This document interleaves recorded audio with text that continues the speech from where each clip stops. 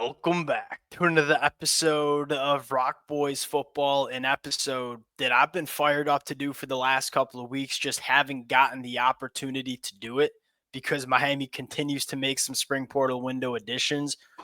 Where does this depth chart sit post spring portal, post spring practice heading into 2025? Now, there are a couple of storylines at play here. One, Miami making a decent amount of spring portal window additions of guys that probably are going to be in the two deep and arguably start for this Miami Hurricanes team in 2025. I would say the bigger storyline in terms of this conversation is all the young talent that emerged for Miami during spring practice. This depth chart sitting here in early May, at least in my opinion, looks a lot different from the depth chart that we had early March heading into spring practice. Fired up to get into some of the movers, some of the changes, some of my maybe bold predictions or hot takes regarding who's going to start and contribute for this football team. Before we get into it, as always, the Miami Hurricane fans, y'all let it fly in the comment section. We say this all the time. The Miami Hurricane fans who are listening to this episode in early May, predicting what the depth chart's going to look like in 2025, chances are y'all live and breathe this program, have a lot of takes about this program. Please let it fly in the comment section. Appreciate you guys rocking with it. You know, whether it's talking spring ball, breaking down portal editions, y'all know I've had a blast talking this program. Cannot thank you guys enough for rocking with it. If y'all do enjoy the content, consider subscribing to the channel. Without further ado, let's get into it now. Can we just take 2 minutes and talk about Carson Beck real quick and the narrative around Carson Beck by the national media heading into 2025? Acting like this guy isn't one of the best quarterbacks in the country going into the 2025 year. There were a lot of people saying Carson Beck was the best quarterback in the country 12 months ago, going into the 2024 season when he was at Georgia. In fact, I was one of those that said, hey, Carson Beck is the quarterback I would take on my roster if I wanted to win a national championship in the 2024 year. Now, I was wrong. Cam Ward was probably the answer to that question, but I think the point I'm trying to get at here is people are just like selling their stock on Carson Beck. And I look at a couple of different things and say, one, Carson Beck's struggles at Georgia in 2024 had a lot more to do with what was around him than Carson Beck himself. And I'll say this, say Carson Beck did not play his best football in 2024. I think you can make the argument that, you know, as things broke down around him, he started pressing a little bit as a quarterback, which is not when he's playing his best football. That Georgia offensive line could not run the football worth a darn in 2024. You know, they were outside of the top 80 in yards per carry. Their wide receivers on the outside led the FBS in drops in the 2024 year. There were a lot of other problems with this Georgia offense that did not include what Carson Beck was doing. Now, here's the kicker. Here's what's most important. Now Carson Beck is coming to a Miami Hurricanes offense where is there a better fit for this kid going into the 2025 year? I would argue there's not. You can ask all the questions you want about the pass catchers on the outside. We're going to get into that conversation in just a second. The most important thing for Carson Beck's a good run game. He's going to have that in 2025. You go back to Carson Beck during his time at Georgia, him work and play action, one of the best, if not the best, work and play action in the country. Through 19 touchdowns to 2 interceptions over the last 2 years, working off play action with a well above 70% completion percentage. Now, the problem when 2024 at Georgia was when you don't run the football all that well, the play action game suffers a little bit. There's one thing we know about this Miami Hurricanes football team going into 2025. This run game is going to be legit. That's going to be massive for Carson Beck at the quarterback position. This is still a very good football player that's going into a very, very good offense for his skill set. I think Carson Beck's going to be great for Miami in 2025. That's part of the reason why I'm buying stock in Miami going into the 2025 year. Now, with regards to the injury, look, I ain't no doctor. From what I've heard of people who know medical things, they're saying, hey, he's going to be back to 100% to start 2025. You get a healthy Carson Beck, it should be a very, very solid fit going into the 2025 year. Now, I have Emory Williams at quarterback too. I'm not sure how long that's going to last. Like, I think Luke Nichols is going to be a better quarterback sooner rather than later. But right now, if they had to put another quarterback on the field, it's probably Emory Williams. That might change post-fall camp. Running back room. Second hot take of the episode, Jordan Lyle. Like feed me the Jordan Lyle stock going into 2025. And look, I want to be very clear. This is not a shot at Mark Fletcher, who I think is a very good running back himself. And I think you're looking at a running back room, and that's one of the more talented and deep running back rooms that you see in the country going into 2025. Now, I don't know how much it matters who's the quote unquote starter in the running back room, because I think you see a healthy dose of both Jordan Lyle and Mark Fletcher. I just love Jordan Lyle. Now, the thing to remind ourselves with Jordan Lyle is he was a true freshman last year, which Miami Hurricane fans know. The more important part was he was very good as a true freshman coming into this program July 1st. He was not one of those early enrollee guys that got to spend the winter in the weight room and spring practice. He came in, got 1 month to work out with this Miami Hurricanes team, went right into fall camp, and was very impressive as a true freshman. 4.3 yards per carry after contact as a freshman in 2024. He's changed his body. He's upwards of around 205 pounds from 190 he was as a freshman. We know he has the breakaway speed. We know he has the juice at the second level. I guess one of my hot takes in college football in general is we could be talking about Jordan Lyle being one of the best backs in the country. So again, this is not a shot at Mark Fletcher, and it's not a shot at Shamar Brown. And that was such a big addition. Even though he's your running back 3 heading into 2025, Miami's going to run, I think, the snot out of the football in 2025. And when you want to run the football as much as I think Miami will want to, you want to have a deep stable of talented running backs that you can keep fresh for not only 4 quarters of a football game, but 12 plus games of a college football season as well. Miami landing Shamar Brown on the surface, running back 3, not a big deal. I think that's a big deal for Miami going into 2025. Wide receiver position. Let's talk about pass catcher position. I think what we often forget about Miami with the wide receiver room and the quote unquote pass catcher room is to talk about the tight ends. Like, I think there's a lot of buzz around Elijah Lofton going into 2025, which is important because we know Carson Beck loves to utilize the tight ends. The wide receiver room in general, I would go this: CJ Daniel starting at X, JoJo Trader at the Z, Tony Johnson starting in the slot as we sit right now. I think in a perfect world, Malachi Tony comes in and beats out Tony Johnson.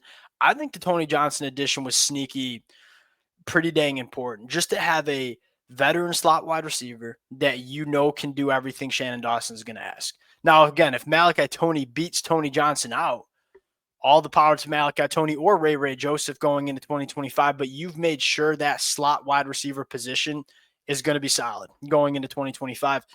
I got JoJo Trader starting over Keelan Marion. That might be a hot take because I know there's a lot of people around college football that really like Keelan Marion.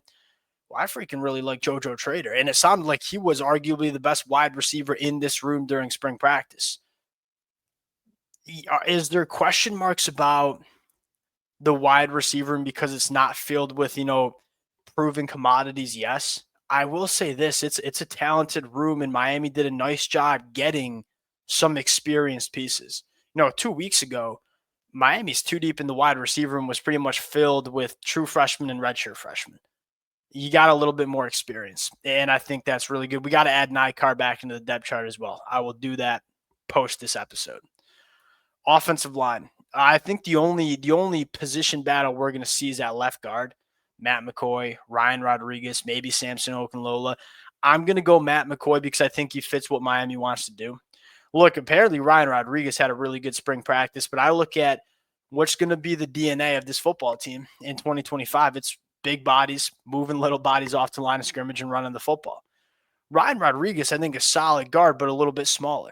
I think Miami's going to opt for a little bit more size, physicality.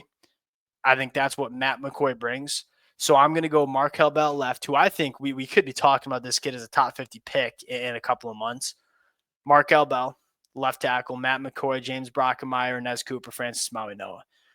I would say Brockemeyer, Inez Cooper, Francis Maui Noah, and Markel Bell are probably going to be NFL draft picks. You could be talking about 4 NFL draft picks on this offensive line for Miami with some nice depth behind it, right? Samson Okunlola can play guard, can play tackle.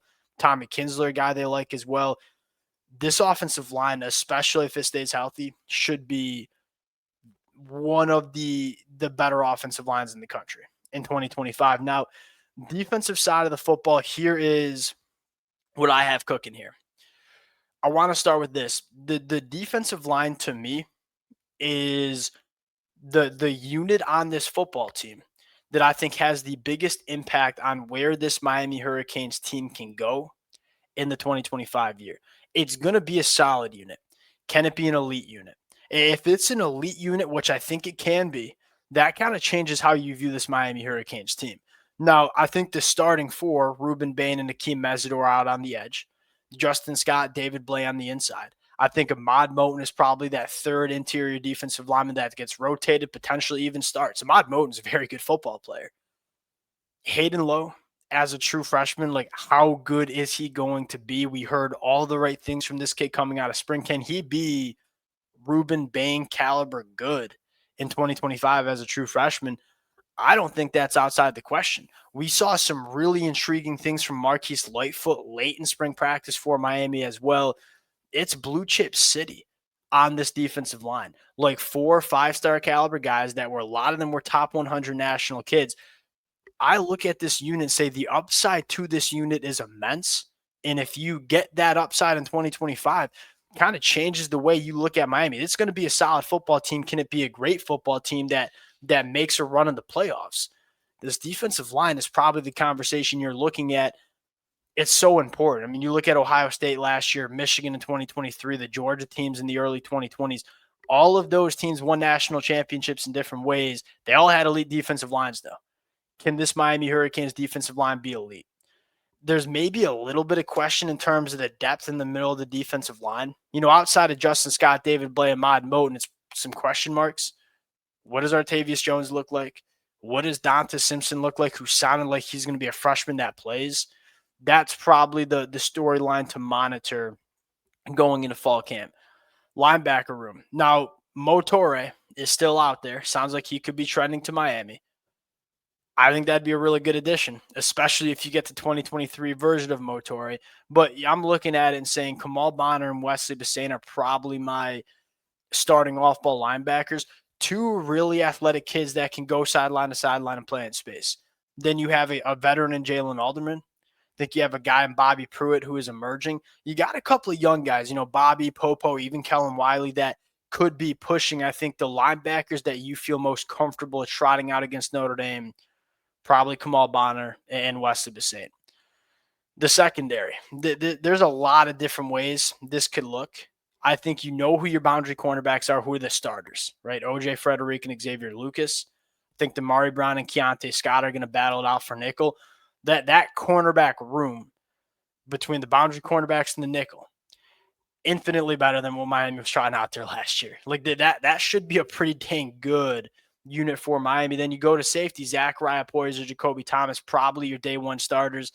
I got a question for Miami fans. And we haven't talked about this kid because he's not currently enrolled with this program yet. Can Bryce Fitzgerald be the OJ Frederick of last year? And what I mean by that is OJ Frederick, nobody had this on our bingo card. I don't even think OJ Frederick was on our depth chart going into the 2024 season. He was a guy that was kind of under the radar as a recruit, did not enroll with Miami until the summer, and then emerged as probably the best defensive back on this football team. Can that be Bryce Fitzgerald? This kid can play. This kid was one of my favorite commitments that Miami landed in 2025. We're looking for the other starting safety outside of Zachariah Poyser. I think you have a guy you can trust in Jacoby Thomas, but you're not sure just how good he can be. Can Bryce Fitzgerald come in and be that kind of safety as a freshman? I'm not necessarily picking it. That's why I have him my 3 deep right now. Interesting conversation to monitor. I think the other one is, do we move any of these cornerbacks back to safety? I look at Charles Brantley. I look at Ethan O'Connor. I look at Keontae Scott. They're in the 2 deep right now. Can any of them play safety at a higher level than Jacoby Thomas? And I know it's not like Madden. You can't just like flip guys around. I think Keontae Scott could play safety. And I think he could be a pretty dang good safety too. And he's a guy that's played a lot of football that could make that transition in fall camp. To me, it's about getting your best 5 on the football field. Is Jacoby Thomas part of that best 5? I'm not sure. And so maybe Miami decides to get a little creative. Or Bryce Fitzgerald comes in and just said, hey, I'm a freshman that can play. We'll see. It's a strong depth chart. It's a strong depth chart, and there's a lot of parts of this football team that you like. Some questions that we got to see answered in fall camp. This is what I got going in fall camp. Hey, subject to change. Subject to change. Appreciate you guys rocking with it. If y'all do enjoy the content, consider subscribing to the channel, and we'll talk to y'all later.